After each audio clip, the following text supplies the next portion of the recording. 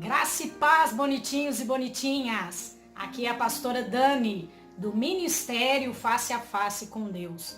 Estamos mais uma vez aqui, pedindo a você que se inscreva no nosso canal, que você possa também ativar o sininho, para que todas as vezes que postarmos vídeos novos, você seja notificado. Também quero convidar você a compartilhar o link do nosso canal para que outras pessoas possam estar recebendo nossas ministrações e nossos estudos. Nós estamos aqui com uma série de ministrações sobre o seguinte tema: Conselhos da Serpente ou Conselhos do Espírito. Quem tem ministrado você? Quem tem aconselhado você? Que vozes que você tem ouvido? E já falamos aqui de várias características para que você possa identificar essas vozes, para que você possa ter discernimento se realmente os conselhos que você tem recebido são conselhos de Deus ou são conselhos de Satanás. Temos tomado como base o livro de Gênesis, capítulo 3, onde nós temos ali a história em que Satanás, na figura da serpente, começa a ministrar e começa a aconselhar a mulher, começa a aconselhar Eva. A intenção de Satanás, nós já falamos aqui nos outros vídeos, que era fazer com que Eva desobedecesse a Deus, saísse da palavra que Deus tinha ordenado para ela, para o seu marido Adão e para todo o jardim que Deus havia criado. Falamos de várias coisas e hoje eu quero continuar falando sobre esse assunto. Nós vamos entrar agora nas consequências que esses conselhos trouxeram para a vida de Adão e Eva ali no jardim.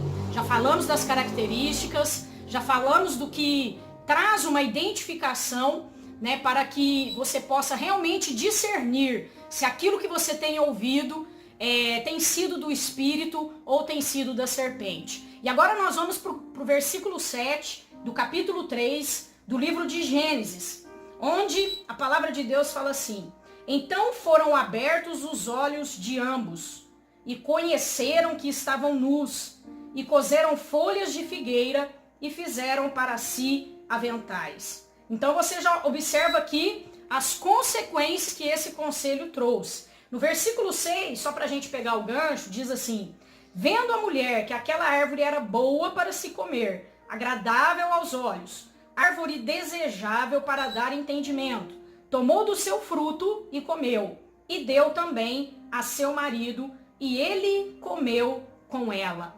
Entrando agora nas consequências, né, porque todo conselho, ele tem o poder, ele só não tem poder de interferir no seu livre-arbítrio, né? Todo conselho, ele não te obriga a nada, mas ele te sugestiona sempre a fazer alguma coisa. Então, todo conselho, ele traz a opção de você ouvir ou de você não ouvir.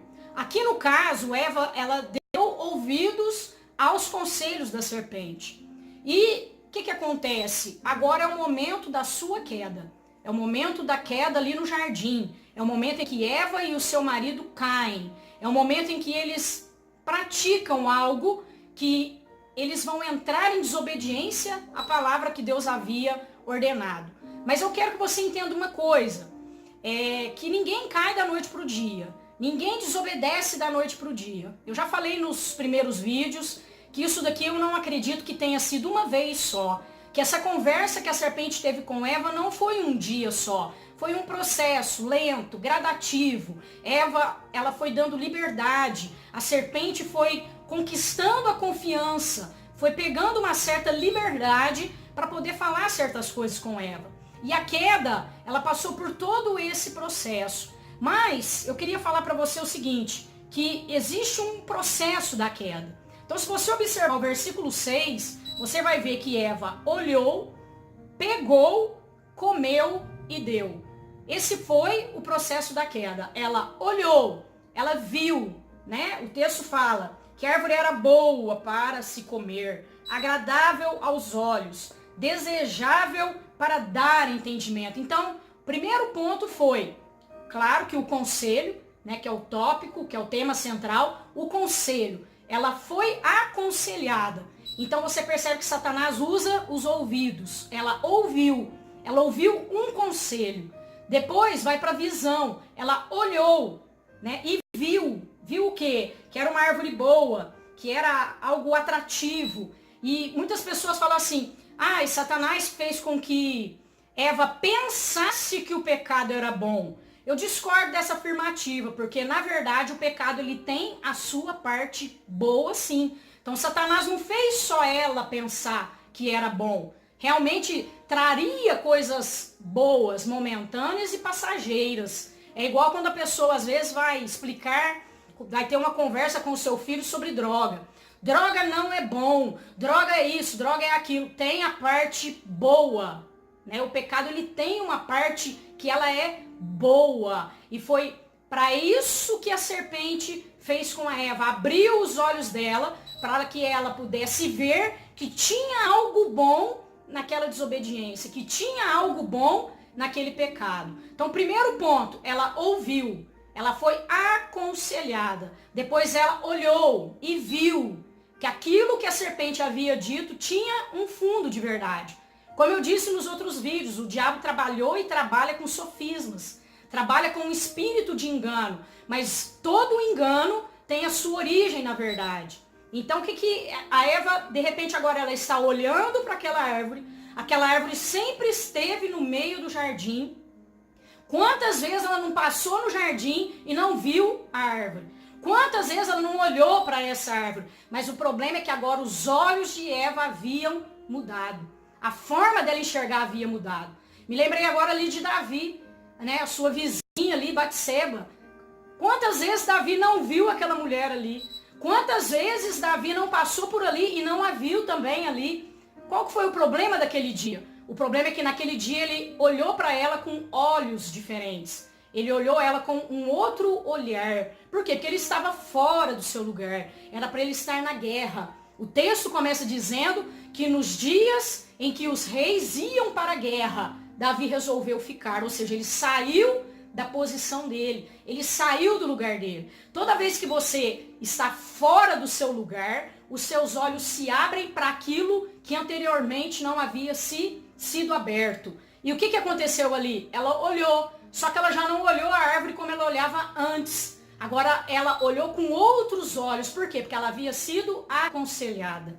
Ela já havia escutado uma outra voz que falava coisas diferentes do que Deus havia dito, do que Deus havia ordenado. Então, quando ela olha para aquela árvore, ela olha com um outro olhar, com outros olhos. E ela percebe que era boa para comer, agradável aos olhos, desejável para se ter entendimento. E aí vem o próximo ponto. Ela ouve, ela olha e ela pega.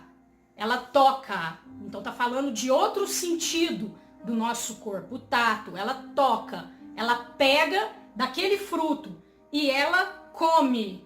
Então veja, ela ouve, ela olha, ela pega e aí a queda é só uma consequência de tudo o que ela já havia feito antes. E tudo em decorrência do conselho que a serpente deu a ela.